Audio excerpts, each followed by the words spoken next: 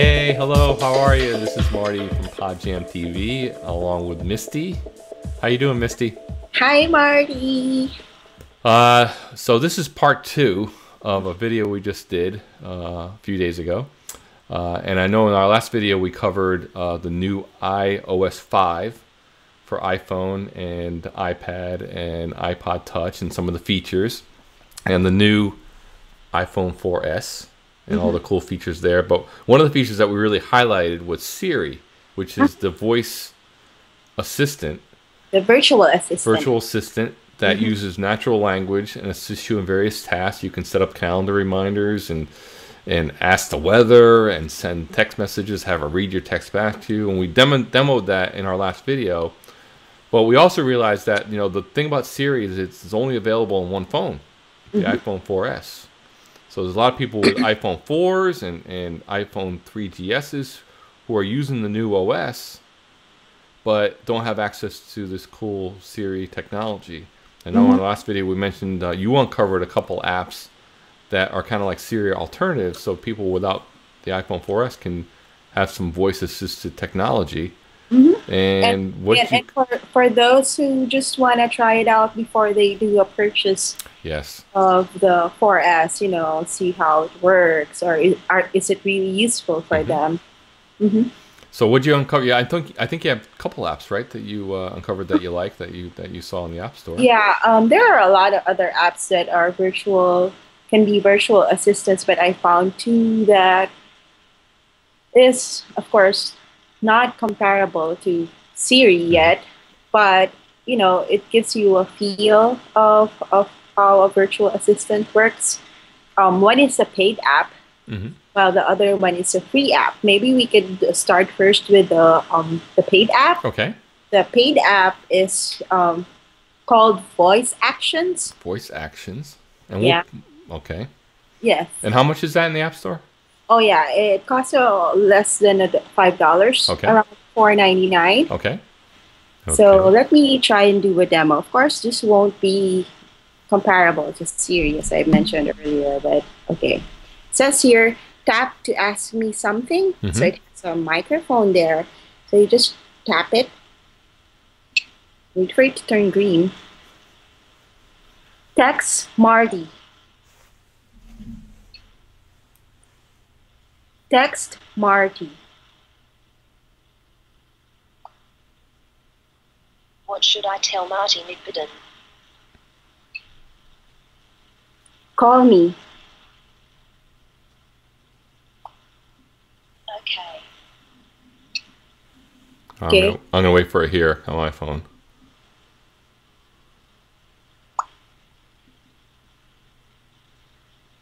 Then what's the difference between your Siri is that it doesn't automatically sense it. So you have to press the button. Yeah, you have to still press send. Okay, so I just sent it, so I should be receiving it shortly here. There we go. Okay. So it says, let's see. Unlock it. So it says, do you free here? See, Oh boy.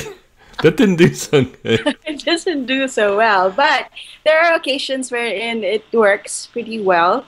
But the real big difference there is that it's not a natural language compared to the Siri, as you mentioned. Should we do a quick one on Siri? Let's do a quick one. So the difference here now, Siri, like we did before, text Misty.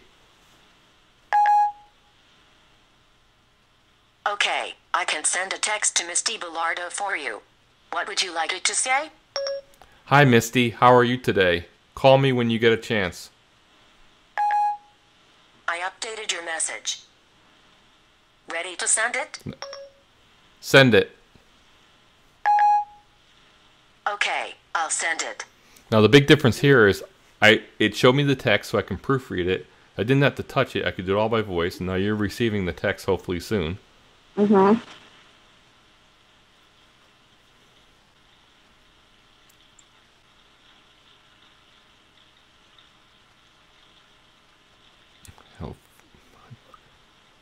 Should be See coming. the difference also, I Now, think. did you receive it? I did. Now, what did it say on your end? Hi, Misty, how are you today? Call me when you get the chance. So I replied to you. Okay, I reply. think the big difference is that you can actually read your text the app Read text. I'm gonna have. compared to the New app that message from Misty Bellardo. I'll call you after my MTG. that's your meeting. Oh, Can't reply or read it again. But that's a big difference. You can read it, Mhm. without touching it. You just say read the right. text. Siri's embedded into the OS, so that's a separate app. So that's kind of like sort of the caveat there with a separate app. It's not necessarily totally polished, I guess, as we saw. Yeah, and like if I ask the app about the weather, is it going to rain tonight?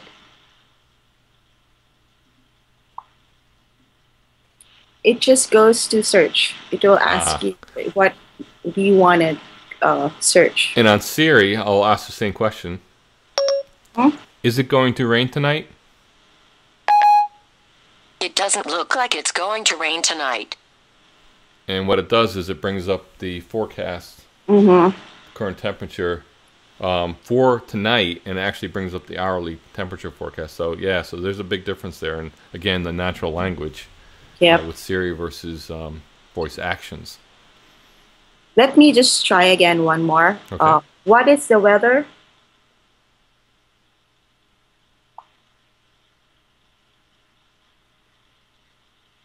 It is currently cloudy 57 Fahrenheit and let try again one more. See, it kind of captures everything that you say. Right. So you have to be very careful when you do your questions. Yep. That's, I guess, another big difference. And I know on Siri does similar things, but it's much better at filtering out extraneous yeah. words. It'll True. key on key words. So yeah, there's a big. So that's really the big difference that we saw with Siri versus voice action. I know you had another app. Yeah, another app which a lot of people are. I mean, the reviews that are saying is that it's called Vlingo. Mm-hmm. Vlingo.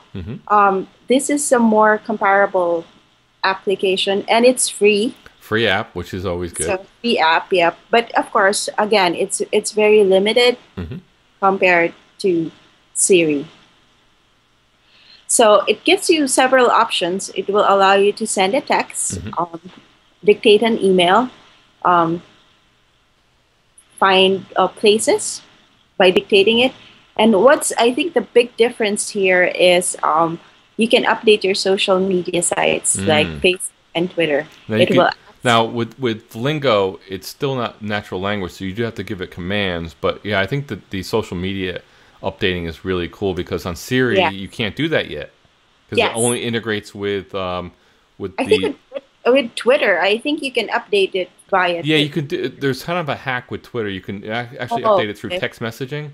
Oh, okay. So if you set up one of your contacts as the Twitter SMS code, and you ask Siri to send a text message to Twitter, that's one way you can do it. But that's kind of a hack. But this one actually updates you can update Facebook and Twitter naturally through the app. So yeah, all you need to do is just say update Facebook, and then you give your message, and then it will automatically update your Facebook or your Twitter account. Then of course it does your web search and also dials a number. Yeah, you want can you do a demo? Either dial a number or do a web search? Yeah, let me try and demo. See, this is the interface. So it says you have to do is press. I guess similar to Siri is you need to press and then you speak. Call Marty. Then you have to tap again. That's another difference is you now have to tap again. And it's not hands-free entirely. Yeah. And then it's going to auto-dial your phone.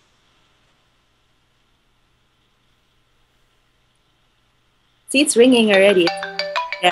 There we go. Very See? good.